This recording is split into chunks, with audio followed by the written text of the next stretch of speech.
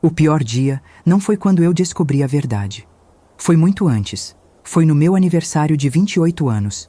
Eu tinha economizado cada centavo por 2 anos, trabalhando como barista de manhã e musicista de bar à noite, para dar entrada no meu primeiro apartamento. Um lugar minúsculo, caindo aos pedaços, mas era meu refúgio. Eu chamei meus pais e minha irmã, Beatriz, para um jantar de comemoração. 5 minutos depois que eles chegaram, Beatriz anunciou que estava grávida do primeiro neto da família. Meu apartamento foi esquecido. Meu pai, Roberto, levantou um brinde. A Beatriz, minha filha querida, sempre nos dando orgulho de verdade, trazendo vida nova para a família. Minha mãe, Silvia, me olhou com aquele olhar de pena que eu conhecia tão bem. Ah, Laura, pelo menos você tem suas músicas, não é? Ela forçou um sorriso, como se eu fosse uma criança de 5 anos mostrando um desenho torto. Eu simplesmente não existia ali. Mais tarde, enquanto eu lavava a louça suja deles, na minha pia nova, ouvi minha mãe falando baixo com meu pai na sala. Roberto, ela nunca vai se ajeitar. Por que ela não pode ser um pouco como a Beatriz? Eu congelei. A água da torneira batendo nos pratos era o único som. Silvia entrou na cozinha, sem perceber que eu tinha ouvido.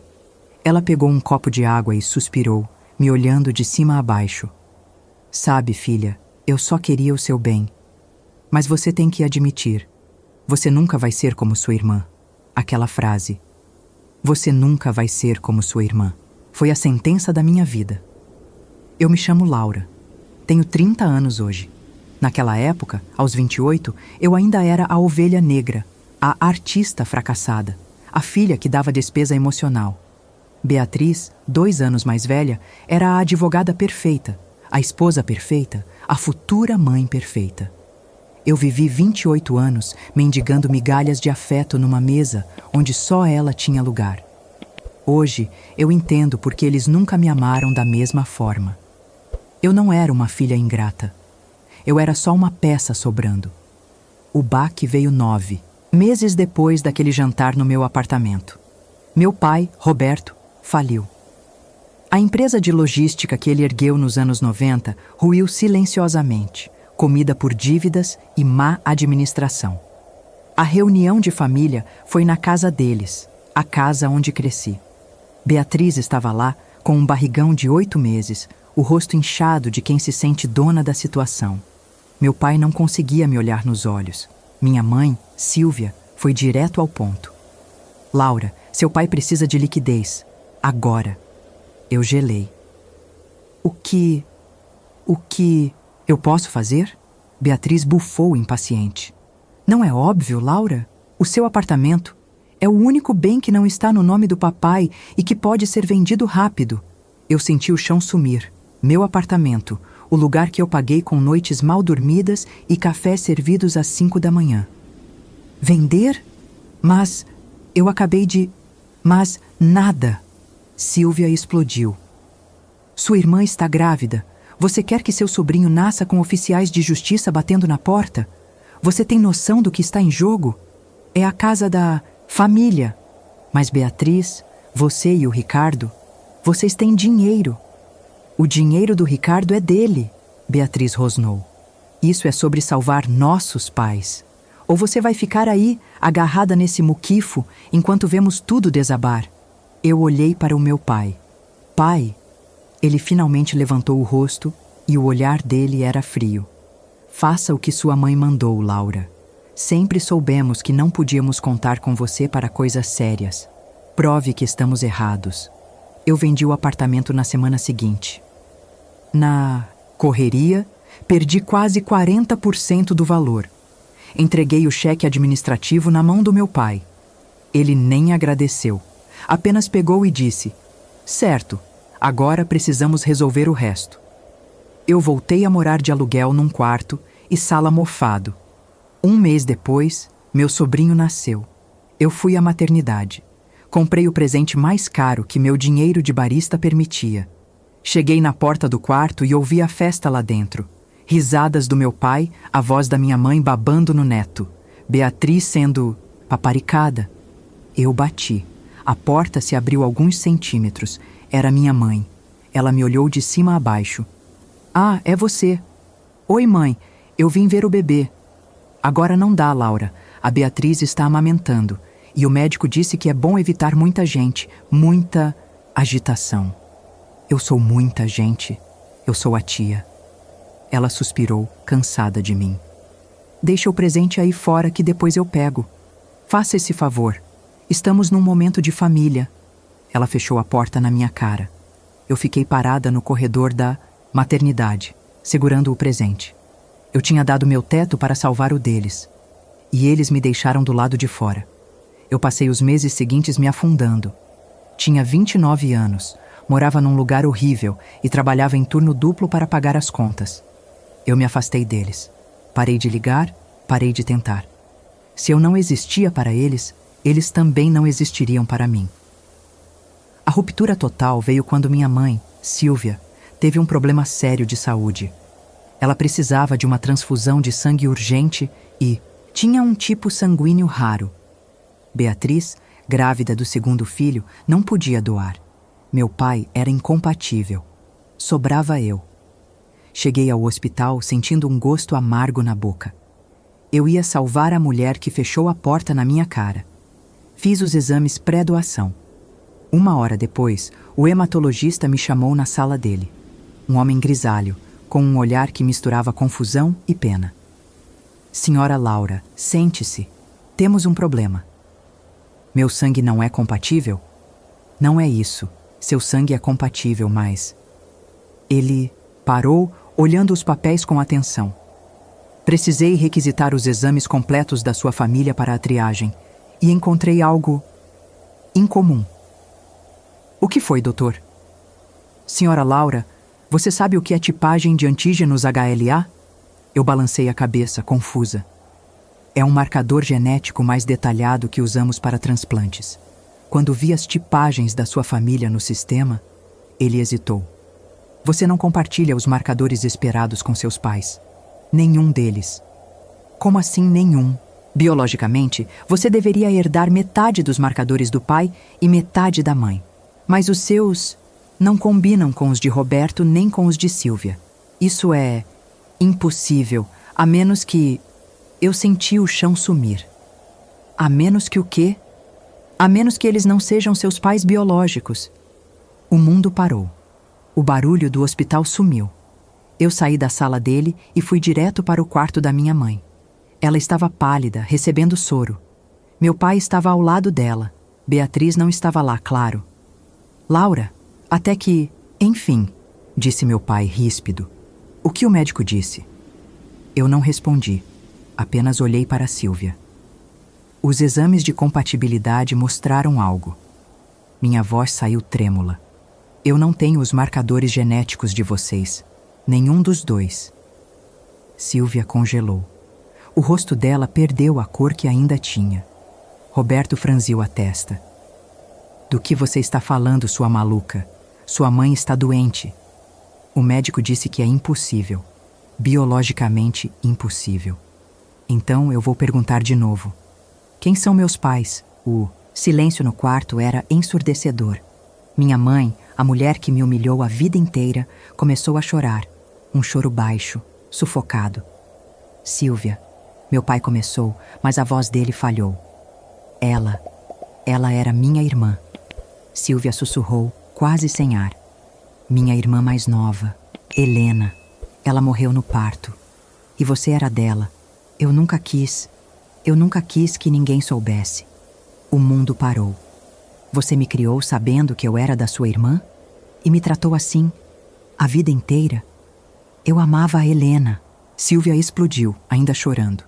Eu amava ela mais do que tudo. E ela me deixou com você. Toda vez que eu olhava para você, eu via ela e doía demais. Eu não conseguia respirar. E meu pai? Quem era ele? Um músico. Roberto respondeu com a voz quebrada.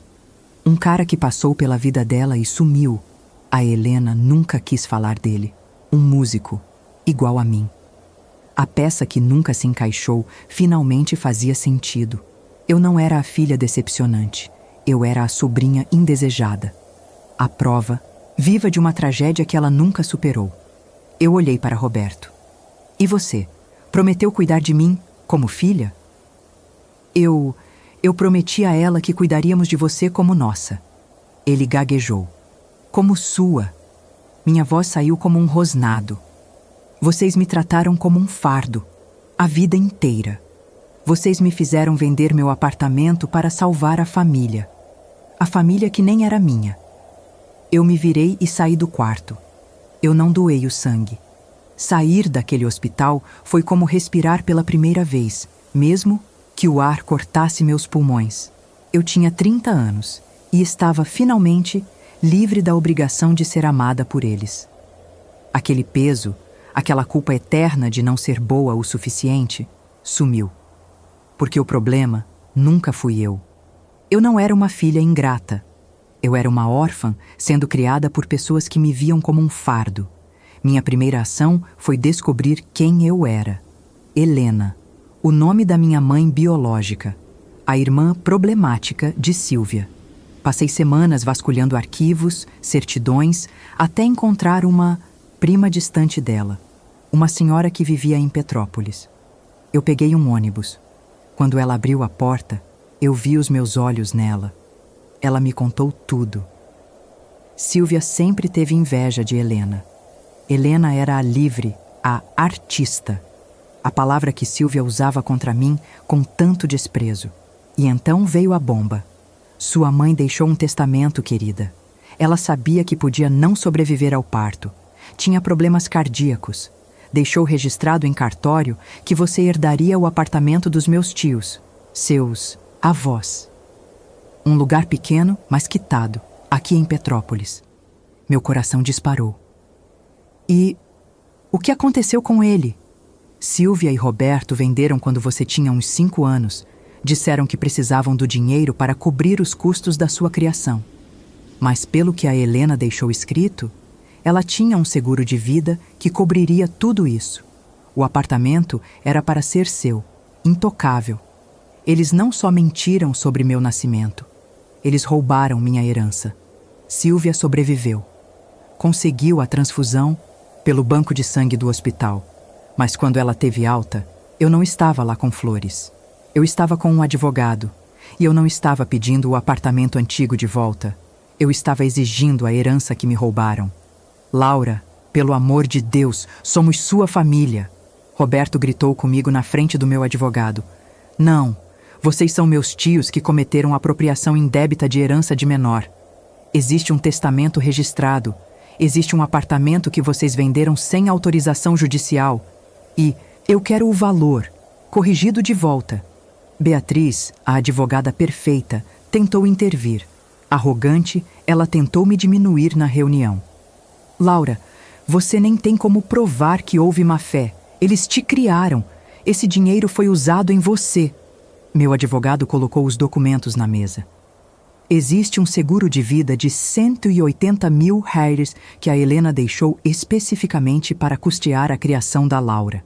Os senhores Roberto e Sílvia sacaram esse valor e o usaram em reformas da casa deles. Está tudo documentado. O apartamento era uma herança separada, protegida por testamento. A venda sem autorização judicial configura crime. O silêncio na sala foi sepulcral. Além disso, continuou meu advogado, a venda do apartamento atual da Laura, há alguns meses, foi obtida sob coação emocional baseada em informações falsas. Os senhores a fizeram acreditar que estava salvando os pais, quando na verdade era uma sobrinha sendo manipulada por tios em dificuldade financeira. Isso anula o caráter voluntário da doação. Eles não tinham como pagar. A falência de Roberto era real. A casa da família, o símbolo do sucesso deles e da minha exclusão, foi a única coisa que restou para cobrir a dívida que tinham comigo. Eu vi o caminhão de mudança parar na porta deles. Vi os móveis onde eu nunca pude sentar direito sendo encaixotados. Beatriz me ligou, aos berros. Você destruiu nossa família. O papai está doente por sua causa. Você é um monstro. Eu escutei ela gritar. E pela primeira vez na vida, a voz dela não me atingiu. Eu não destruí nada, Beatriz. Eu só peguei de volta o que era meu. Eu não assisti ao leilão da casa. Eu não precisei. Meu advogado cuidou de tudo. O valor que eu recebi cobriu exatamente o que eu perdi. Corrigido. Não peguei um centavo a mais. Eu não queria o dinheiro deles. Eu queria o meu dinheiro. Comprei outro apartamento, dessa vez um pouco maior, com uma varanda onde o sol bate de manhã. Mas a primeira coisa que eu comprei, antes mesmo da cama, foi um piano. Um piano de armário, usado, que eu mesma ajudei a carregar escada acima. Na última vez que vi Silvia, ela me esperou na porta do meu trabalho, no café. Ela parecia menor, mais velha. Laura, a gente pode conversar? Eu parei. Eu não tinha mais medo dela.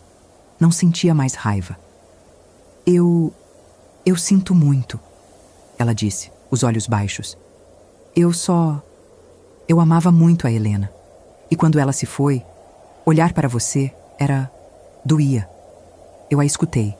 E eu entendi. Eu entendi que a crueldade dela não era sobre mim. Era sobre a dor dela. Eu sei, Silvia. Você não vai me perdoar? Eu respirei fundo. Eu não sei se preciso. Eu não sou mais sua responsabilidade. E vocês não são mais a minha. Ela assentiu. Ela sabia que era o fim. Você se parece com ela, ela disse, antes de eu virar as costas. Você tem o talento dela. Hoje, eu vivo da minha música.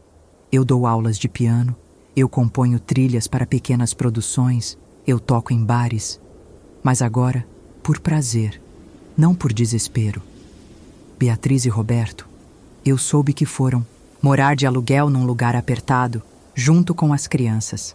Ela teve que voltar a trabalhar em escritório comum, sem o luxo do consultório próprio. Silvia mora com eles. A vida perfeita deles acabou. A minha começou. Demorou 30 anos para eu parar de tentar caber numa família que não era minha. A sentença da minha vida, você nunca vai ser como sua irmã, era na verdade uma bênção. Porque eu não sou como Beatriz. Eu sou filha da Helena, e ela era livre. Se essa história te tocou, deixa o like, se inscreve e comenta. Você teria doado o sangue mesmo depois de descobrir a verdade?